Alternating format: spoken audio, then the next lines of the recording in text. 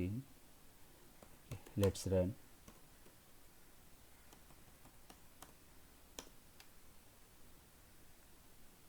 Okay, so if you see here, hello world is displayed. Now so the first question is over.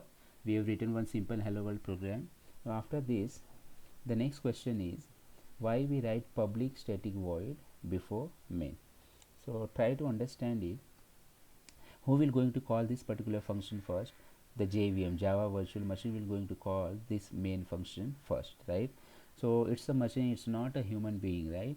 So if this is not marked as a static function, okay, then the machine will have to create the object of this particular class, okay, and then only it will be able to access by saying that variable dot this main function name. For example, how we create object of any class.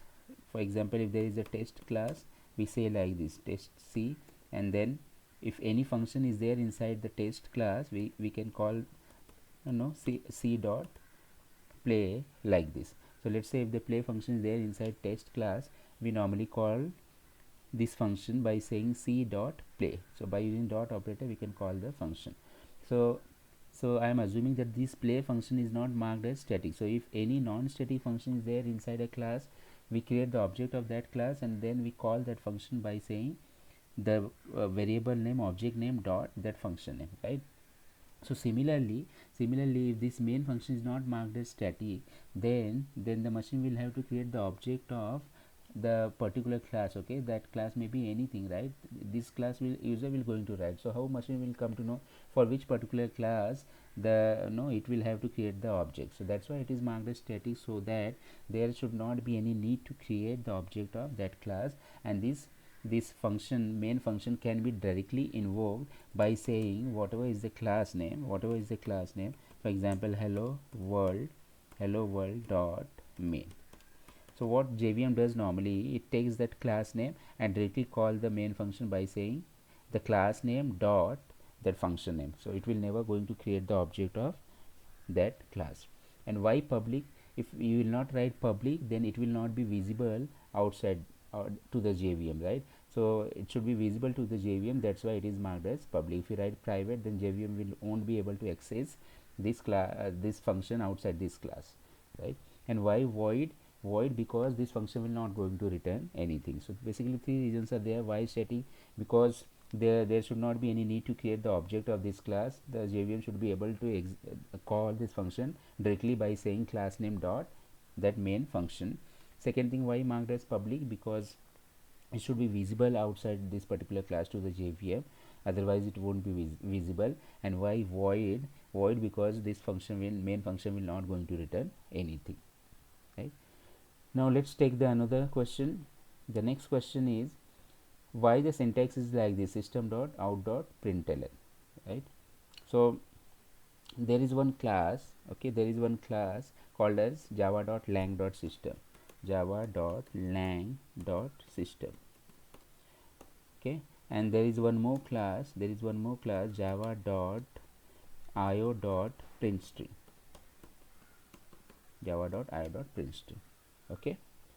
So basically in java.lang.system there is one variable is created, that is out variable, okay. And how it is written, it's written like this. Let's go to slide, okay. So the syntax of the class is like this: public final class java.lang.system.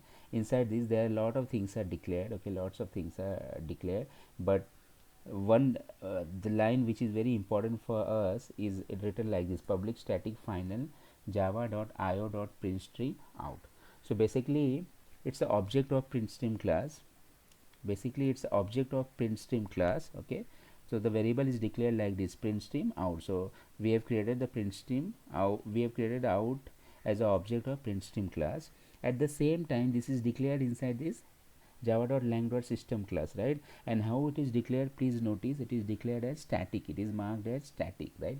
So if the system class wants to access this out variable, okay, since out is what marked as static, system class can access this out variable by saying class name dot that variable name. So system class will be able to access system class will be able to access the out variable like this: system dot out. Clear?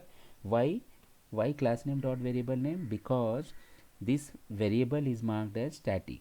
Okay, it is marked as static, it's not a non-static variable.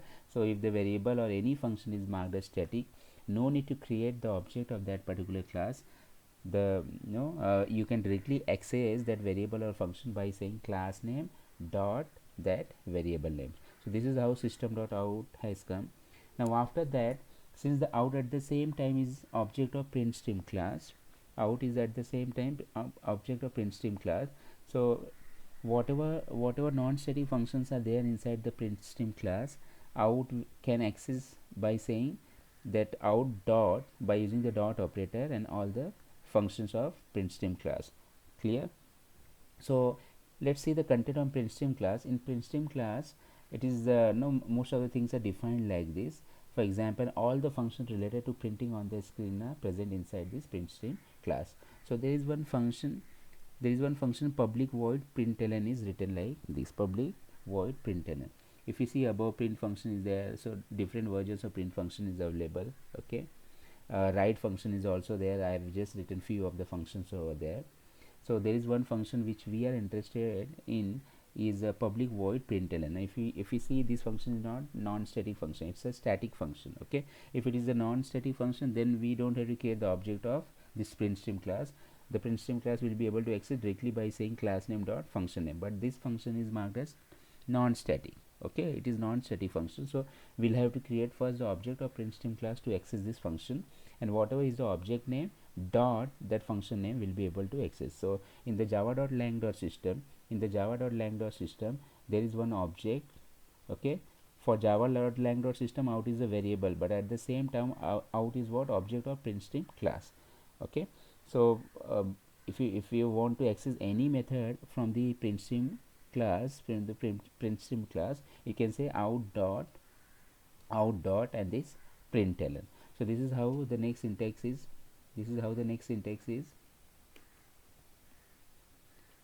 Out dot println. Clear?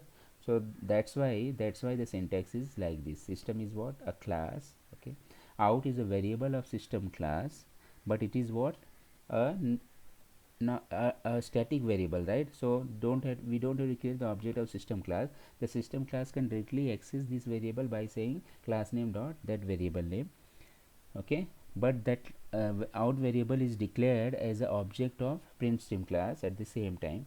So if out wants to access the functions of printstream class, it can access by using dot operator. So out dot println, and println is what? It's a function inside printstream class. So there are two classes, please remember: java.lang.system and java.io.printstream.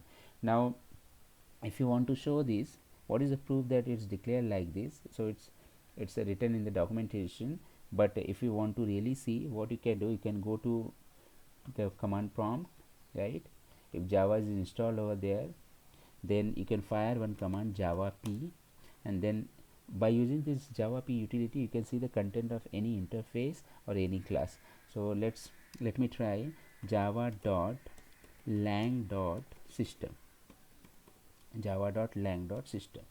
So here I want to see the